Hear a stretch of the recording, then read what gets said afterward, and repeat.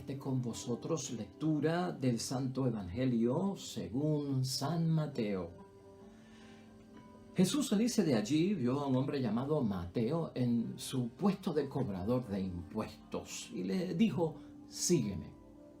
Mateo se levantó y lo siguió. Como Jesús estaba comiendo en casa de Mateo, un buen número de cobradores de impuestos y otra gente pecadora vinieron a sentarse a la mesa con Jesús y sus discípulos. Los fariseos, al ver esto, decían a los discípulos: ¿cómo es que su maestro come con cobradores de impuestos y pecadores? Jesús los oyó y les dijo: no es la gente sana la que necesita médicos, sino los enfermos. Vayan y aprendan lo que significa esta palabra de Dios. Me gusta la misericordia más que las ofrendas. Pues no he venido a llamar a los justos, sino a los pecadores. Lo proclamado, hermanos y hermanas, es palabra del Señor. Gloria a ti, Señor Jesús. San Mateo, capítulo 9, versículos 9 al 13. Y es que precisamente hoy estamos celebrando, hermanos y hermanas, la conversión, la transformación de parte de Mateo, quien se convierte en apóstol y quien se convierte en evangelista, en una total transformación increíble ante el encuentro de nuestro Señor Jesucristo, de aquel hombre que no estaba en las cosas de Dios. Así que hoy vamos a meditar seriamente sobre esto, hermanos y hermanas. Qué bendición que Mateo tuviese la oportunidad de que Jesucristo se diera la vuelta por donde él tenía su oficina, su negocio de cobrador de impuestos, y se atreviera a invitarlo a que se uniera a su misión, que transformara su vida, dejara el pecado, estuviera en la gracia y se dedicara a evangelizar y a predicar acerca de Dios. Oiga, eso es una bendición. ¿Sabes por qué es una bendición? Porque los que rodeaban a Mateo, los que conocían a Mateo como pecador, hermanos y hermanas, presumían que no valía la pena preguntarle a Mateo si quería transformar su vida, cambiar su vida, dejar de ser pecador y seguir las cosas de Dios. Presumían, pero nunca se acercaron a preguntarle si quería transformar su vida. Y no lo hacían porque para ellos la misma ley se lo impedía. ¿Por qué? Bueno, porque Mateo era un pecador público, era un publicano, alguien cuyo pecado grave, serio, mortal, lo excluía de muchísimas cosas en la práctica religiosa y en los ritos y celebraciones del templo, y por lo tanto, al ser una persona impura, por aquello de la pureza legal, no nos debemos acercar a él. Y con eso lo que hacían era limitar, ¿no?, el acercamiento, el llegar donde un pecador y hacerle la invitación continua de cambia, transforma tu vida. Hoy vamos a ver eso en la palabra de Dios, porque eso es muy importante. A veces decimos que ciertos pecadores son casos perdidos, hermanos y hermanas, pero realmente es una presunción que tenemos en nuestra mente. Estamos decidiendo por ellos. Es malo, hermanos y hermanas, y es mala diligencia que yo presuma que una persona, sin yo haberla interpelado, yo crea que cuando le voy a hablar de Dios me va a decir que no y por eso no voy. Eso es una mala diligencia. Estás presumiendo que te va a decir que no va a querer convertirse. Lo bueno sería que, vamos a tomar acción, vamos a ir personalmente. Yo prefiero escuchar el no de parte de la boca de la persona que yo escuchar el no que yo presumo aquí en la mente, porque entonces, hermanos y hermanas, estoy tomando decisiones por otras personas de presunción y no de una auténtica seguridad de que la persona no está dispuesta. Por lo tanto, para muchos en el tiempo de Jesucristo, Mateo era un caso perdido. Y Mateo no se merecía que se le hablara de Dios, porque ese es su estilo de vida. Y por lo tanto quedó excluido. Fue una bendición, hermanos y hermanas, que por lo tanto Jesucristo llegara a su vida. La idea fuerza que tenemos hoy, hermanos y hermanas, es la siguiente: Dios aprovecha nuestros percances como medio para hacernos madurar. Eso es lo que tenemos que ver nosotros cuando alguien está en pecado, estilo de vida de pecado, y necesita ser evangelizado y que lleguemos a Él. ¿Por qué? Porque Dios aprovecha nuestros percances. El pecado es un percance, hermanos y hermanas, y lo ve como un instrumento para Él mismo hacernos madurar en el camino y aprender la lección. Hermanos y hermanas, en cuanto a Mateo, Mateo era un hombre bien diferente a los otros apóstoles que nosotros hemos conocido cuando Jesucristo los llamó, ¿no? Especialmente por aquellos que eran pescadores, que tenían un oficio, no una profesión, que no sabían leer y que no sabían escribir. Mateo es un hombre diferente al que Jesucristo llamó para que se convirtiera en su discípulo. Mateo tenía formación por el puesto que tenía de cobrador de impuestos. Mateo tenía una posición social por el puesto que tenía como cobrador de impuestos. Y Mateo tenía riquezas también, hermanos y hermanas, porque era una profesión de la cual se lucraba y por lo tanto tenía riquezas. Mateo, hermanos y hermanas, tuvo que haber estudiado matemáticas y economía, porque esa era la exigencia que tenían los romanos para aquellos que querían convertirse y ser profesionales como cobradores de impuestos. Prácticamente es como algo de contabilidad, hermanos y hermanas, de administración económica. En eso era que estaba metido Mateo. Y para poder cobrar los impuestos tenía que pasar por todo eso. Mateo sabía leer y Mateo sabía escribir, hermanos y hermanas. Ese tipo de trabajo que tenía Mateo, dándote una introducción acerca de él. Hermanos y hermanas, Mateo, como muchos cobradores de impuestos, pues les concedían y los autorizaban que le pusiera precios a los alimentos, como el trigo, le ponían precio al trigo, le ponían precio al vino y también le ponían precio a los peces que se iban a vender. De hecho, esa pudo haber sido una de las razones por la cual Jesucristo llegó a donde Mateo. Pues porque habían pescadores ya con nuestro Señor Jesucristo, a quien Jesucristo había invitado a ser discípulos, estaban con él y probablemente llevaban peces donde Mateo para que les pusiera precio de venta. Y por lo tanto ahí tuvo que haberse encontrado pues Jesucristo con Mateo. Y también, hermanos y hermanas, ponían precio a las cosas valiosas, como las perlas preciosas. Mira el ambiente donde está Mateo metido, hermanos y hermanas. Para todo el mundo, Mateo estaba metido en un pecado mortal. Mateo estaba metido en la impureza. Mateo estaba excluido, lamentablemente, hermanos y hermanas. Esa es la vida de Mateo en el momento en que Jesucristo, nuestro Señor, lo encuentra. En la conversión de Mateo, también conocido como Leví, en los otros evangelios, hermanos y hermanas, se hace presente la misericordia de Dios. Y Mateo es figura de pecador conocido, de pecador público, de pecador mortal.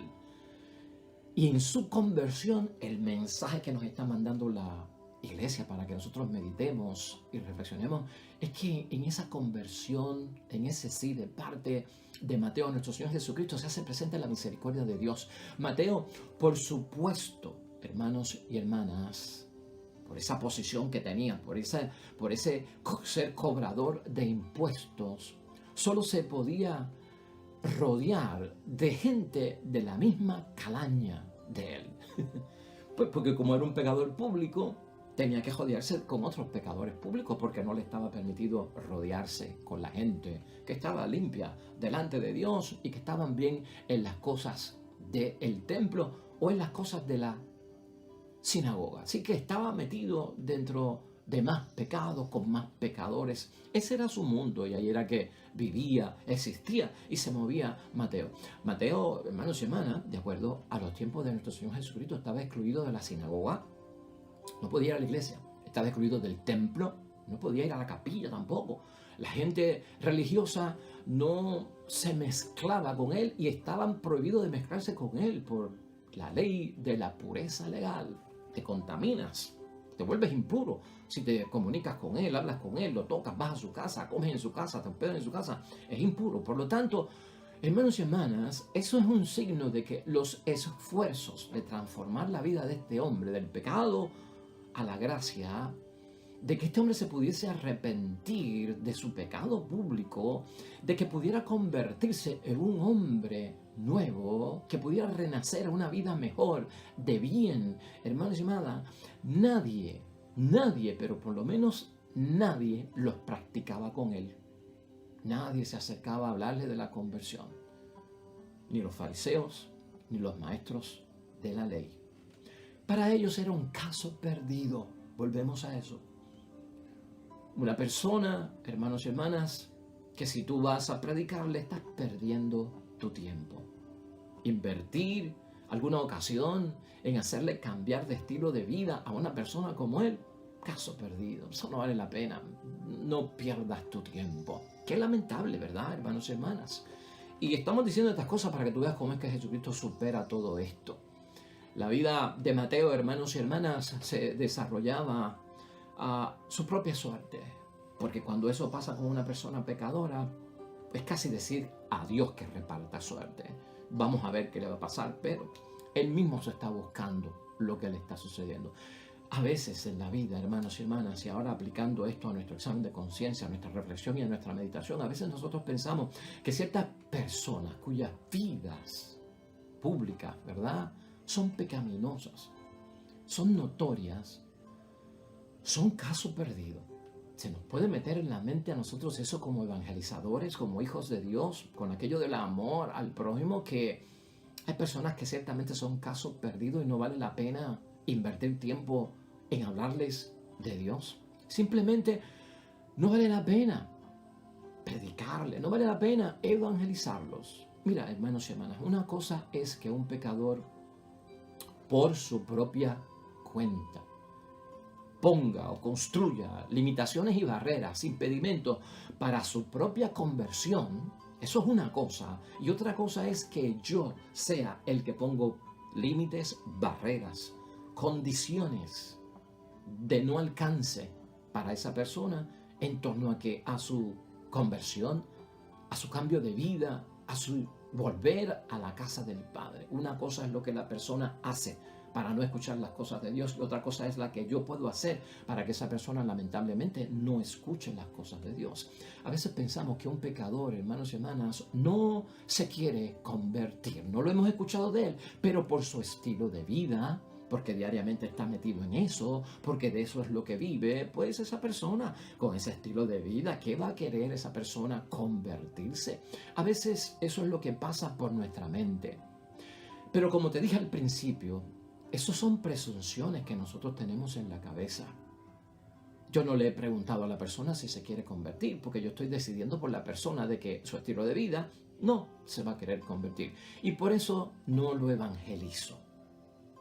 A veces el pecador, hermanos y hermanas, por nuestros propios señalamientos, por nuestros propios prejuicios hacia las personas que tienen pecados públicos o pecados que hayan cometido graves, que nosotros los conocemos por nuestros prejuicios, ese pecador entiende, hermanos y hermanas, que al señalarlo nosotros y al hablar de él, lo hemos descartado, lo hemos excluido de la posible conversión.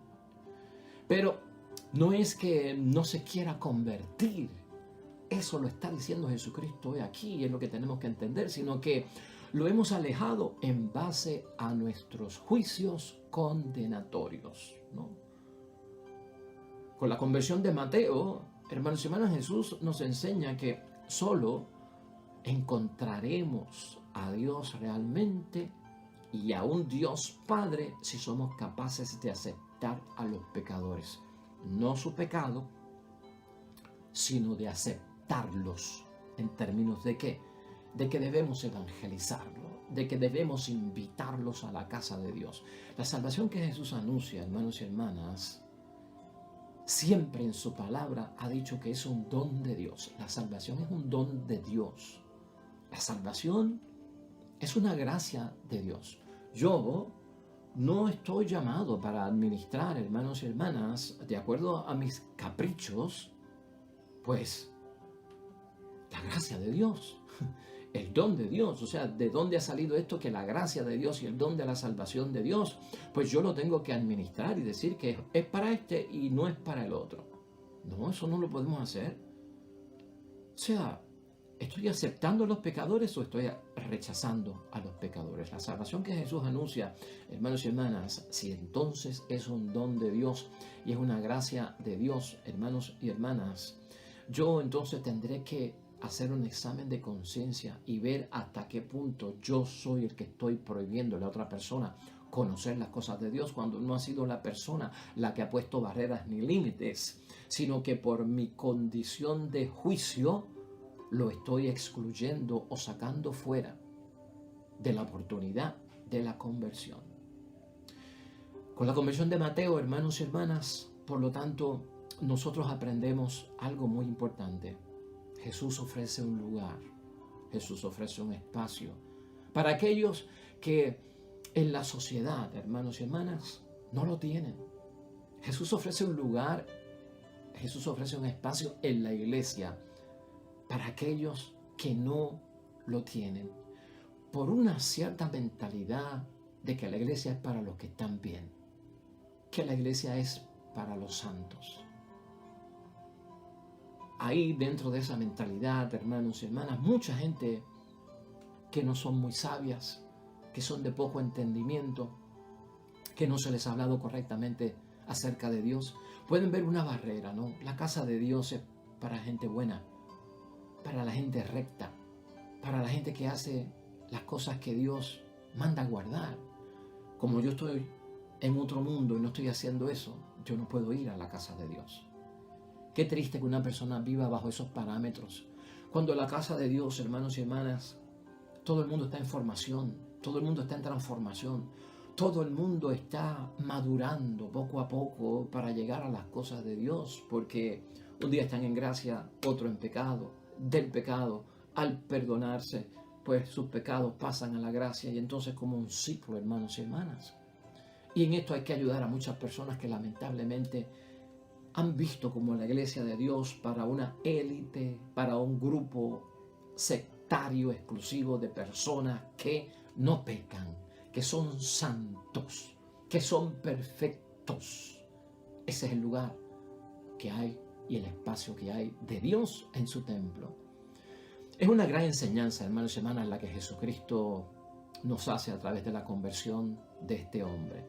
Por eso hay una gente que en el Evangelio de hoy, hermanos y hermanas, le preguntan a Jesucristo una pregunta clave que nosotros debemos de meditar seriamente hoy. Es el versículo 11. Los fariseos, al ver esto, decían a los discípulos: ¿cómo es que su maestro come con cobradores de impuestos y pecadores? O sea, ¿será una crítica esa pregunta? ¿O será que están buscando realmente qué es lo que hay detrás de que Jesucristo vaya a la casa de los pecadores, se reúna con ellos y esté con ellos? Jesús, hermanos y hermanas, aclara que hay un lugar y hay un espacio para ellos. Y por lo tanto eso y todo lo que está haciendo Jesucristo es parte de su misión. Y en eso del lugar y de espacio es lo que yo tengo que entender y lo que Jesucristo me está diciendo hoy, hermanos y hermanas. Hay un lugar y un espacio para la gente sana. Qué bueno que hay gente camino a la santidad, a la perfección, que están pecando menos, que están orando más. Qué bueno. Hay un espacio y un lugar para ellos en nuestra comunidad, asamblea, congregación y hasta en nuestra propia iglesia, hermanos y hermanas. Pero también Jesucristo nos está diciendo que hay un espacio para los que son pecadores. Hay un lugar también para los que no son justos. Hay un lugar para ellos, hermanos y hermanas. Hay un espacio, hay una agenda. Hay que invitarlos, hay que dedicarles tiempos, hay que interpelarlos. Hay que conocerlos en el camino a este tipo de personas. Por lo tanto, Cristo abre ese espacio, hermanos y hermanas, tanto para los buenos como para los que no son buenos. Deben estar en la casa de Dios, porque aquí hay fuentes de bendición y aquí hay fuentes de salvación para cada uno de ellos. Jesús, hermanos y hermanas, ofrece un lugar y un espacio para aquellos que en la sociedad no lo tienen y para aquellos también que en la iglesia no los tienen. Por eso le preguntan a Jesús en ese versículo 11 la siguiente pregunta. Los fariseos, al ver esto, decían a los discípulos: ¿cómo es que su maestro come con cobradores de impuestos y pecadores? Es porque es parte de la misión. Hay un espacio para ellos, hay un lugar para ellos. Jesús aclara que hay un lugar y un espacio para la gente sana, que no necesita médico en la fe. Jesús aclara también, hermanos y hermanas, que hay un lugar y un espacio para la gente que está enferma y que necesitan de un médico. Dice él en el versículo 12 de hoy. Jesús los oyó y les dijo, no es la gente sana la que necesita médico, sino aquellos que están enfermos. Hay un lugar, hermanos y hermanas, y un espacio, nos enseña Jesucristo hoy, para los justos y también para los pecadores. Y lo aclara con la cita del versículo 13 de hoy. Vayan y aprendan lo que significa esta palabra de Dios. Me gusta la misericordia más que las ofrendas. Eso es lo que dice Jesús. Está citando el libro de Oseas en el capítulo 6, versículo 6. Tener una falsa idea, hermanos y hermanas, de cómo Dios trata los pecadores es como ofender a Dios, pero sin amor al prójimo. Por eso. Y ese principio yo creo que tiene que estar claro en nuestras mentes en la reflexión de hoy, que es lo que Cristo quiere poner en la mente de cada uno de nosotros y que vayamos nosotros poco a poco entendiéndolo, hermanos y hermanas. Tener una falsa idea de cómo Dios trata los pecadores es como ofrendar a Dios, pero sin amor al prójimo.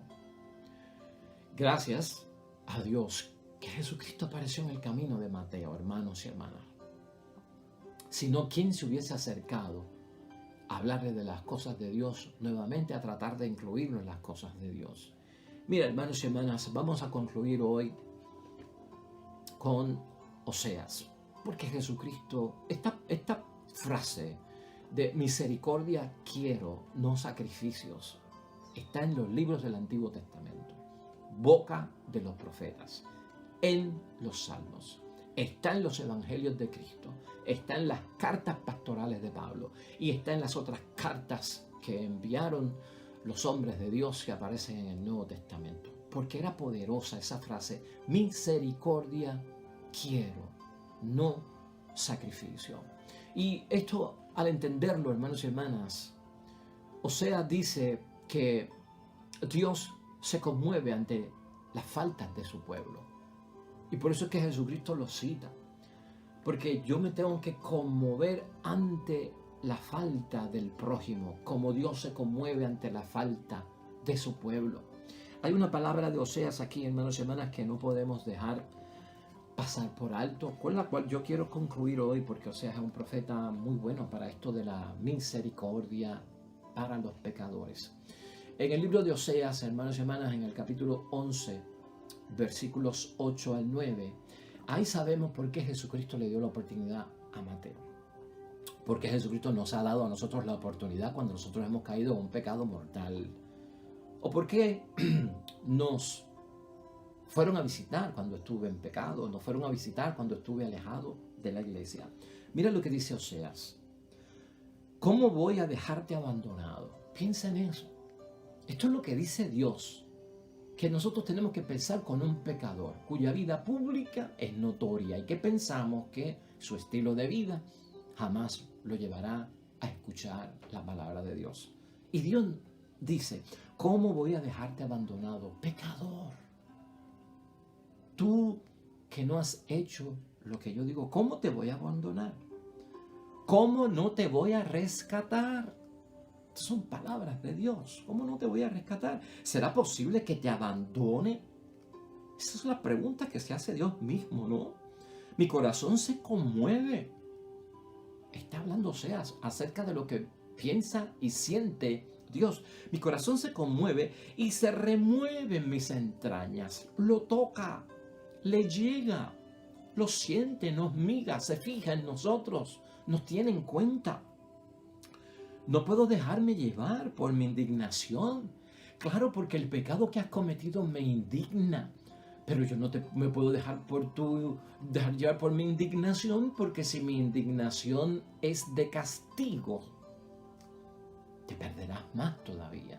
Entonces, Oseas dice, Dios ante el pecador no se deja llevar por la indignación para destruir al pecador. Pues soy Dios y no hombre. Pues soy Dios, que se indigna, pero no se venga. Que se indigna, pero no tiene venganza. Porque la venganza de Dios es contra las tinieblas, es contra Satanás, contra el mal, no contra el ser humano, ¿no? La venganza de Dios es contra el pecado, no contra el pecador. Por lo tanto, Dios es Dios y no es hombre. Él acuerda, yo soy el santo que está en medio de ti. Yo soy el santo que está en medio de ti. Cuando he caído en la desgracia, en el pecado, cuando me he alejado de Dios. No me gusta destruir. Amén y amén, hermanos y hermanas. Ese es nuestro Dios. Así actúa nuestro Dios. Qué importante es tener esto en mente, hermanos y hermanas. Y lo hemos dicho en base a que por lo menos tenemos que pensar sabiamente. Tener una falsa idea de cómo Dios trata a los pecadores es como ofrendar a Dios, hacer un sacrificio, pero yo no tengo amor al prójimo. Oseas, hermanos y hermanas, dice que Dios se conmueve ante las faltas de su pueblo. No lo olvidemos. Es un error, hermanos y hermanas, lamentar nuestros errores delante de Dios sin sinceridad. Nos recuerda Oseas. Porque eso no aleja los pecados. Escúchalo bien. ¿Cómo contentamos a Dios, hermanos y hermanas? Nuevamente, ¿cómo hacemos que Dios nos vive? ¿Ofreciendo solamente actos de piedad o con un amor obediente? ¿Qué tendrá más peso para contentar a Dios, para que Dios se agrade con nosotros? ¿Actos de piedad sin amor al prójimo o un amor obediente que ame al prójimo aunque esté en pecado? Ofrecer grandes sacrificios, hermanos y hermanas, nunca superan obedecer lo que Dios pide. Eso lo ha dicho la Escritura y es lo que Jesucristo hoy nos recuerda. La salvación, hermanos y hermanas, es un don de Dios. No lo olvidemos. Es una gracia de Dios, hermanos y hermanas, que no pertenece a mí darla o no darla, decir quién se le puede llevar o a quién no se le puede llevar. Yo no puedo administrar la salvación de Dios, eso no me toca a mí. Y mis prejuicios y mis posturas ante ciertas personas, hermanas y hermanas, pueden llevarme a ese grave error y yo tengo que salir de eso, hermanos y hermanas. Ofrecer grandes sacrificios nunca superan ese obedecer lo que Dios pide. Eso es vital. La salvación es un don de Dios, una gracia que no depende de ciertas prácticas religiosas. Y en eso tenemos que transformarnos. Gracias a Jesús, hermanos y hermanas, Mateo pudo cambiar aquella mesa y mostrador donde trabajaba y llevaba a cabo su profesión y era visto como un pecador público. Gracias a que Jesucristo se acerca, transformó esa mesa. Jesucristo lo sacó de esa mesa del pecado, oiga, y lo ha llevado a una mesa que es de justicia. Ven que la otra era una mesa de injusticia y de pecado. Pues Jesucristo lo lleva a una mesa de justicia, hermanos y hermanas. Una mesa de pecadores arrepentidos. Allí es que Cristo está. Allí es que está Jesús, los discípulos, los amigos, cobradores de impuestos de Mateo, que también están al lado de Jesús para salvarse, para sanarse, porque son los enfermos que necesitan médico. Pecadores arrepentidos y transformados en una nueva mesa que agrada a Dios. De hecho, hermanos y hermanas, Mateo significa don de Dios. Eso es lo que significa el nombre de Mateo. Mateo también significa dado por Dios. Se convierte el pecador en un don de Dios para mí. ¿Por qué? Porque tengo la oportunidad de hacer que otra persona conozca lo que yo ya conozco de Dios. Y eso es una bendición y eso es motivo de alegría. Amén y amén, hermanos y hermanas. Pues bien, la palabra de Dios hoy nos presenta el Salmo 18, salmo que lleva por título: El Señor es sol de justicia. Y por esa justicia muchos pecadores regresan a la casa del Padre.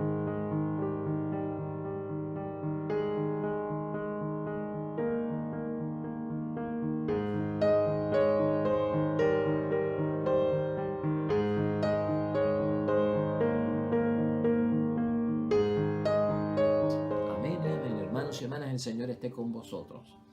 Bendición de Dios Todopoderoso, Padre, Hijo y Espíritu Santo, descienda sobre ustedes y permanezca para siempre. De regreso mañana, nuevo evangelio y meditación de la palabra de Dios. Todo cuanto hagas hoy, junto a los tuyos, que sea en el nombre de Dios, para glorificar y honrar su nombre. Te va a ir bonito, pero sobre todo serás bendecido. Nos vemos mañana con el favor de Dios.